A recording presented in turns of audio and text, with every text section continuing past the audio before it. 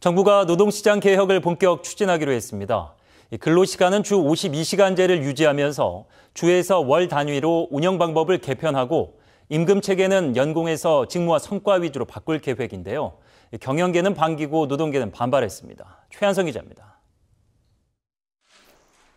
그간 노동시장 개혁 의지를 드러내왔던 윤석열 정부. 그 구체적인 방향을 내놨습니다.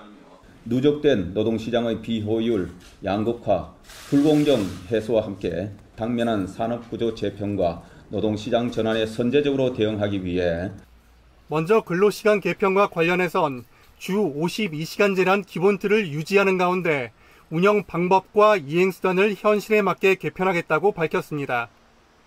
현행 주 단위로 관리하는 연장 근로시간을 노사 합의하에 월 단위로 관리하는 등 변화를 주겠다는 겁니다.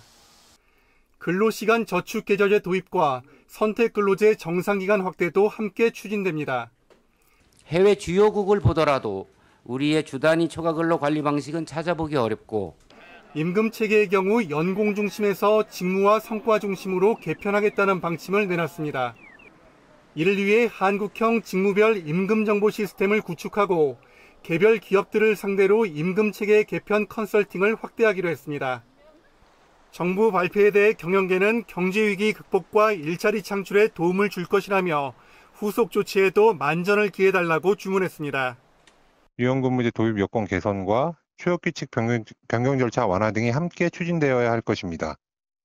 반면 노동계는 재계의 입맛에 맞게 초장시간 노동을 허용하고 중장년 노동자들의 임금을 깎는 한이라며 평가절하했습니다. 오늘 발표한 노동시장 개혁 방안은 사용자 단체 요구에 따른 편파적 법 제도 개혁 방안일 뿐입니다. 고용부는 다음 달부터 4개월간 전문가들로 구성된 미래 노동시장 연구회를 운영하며 보다 구체적인 정책 대안을 마련하겠다고 밝혔습니다. 하지만 노사 간 이견, 거대 야당과의 입장 조율 등 입법 정책화를 위해 넘어야 할 산이 적지 않습니다. OBS 뉴스 최한송입니다.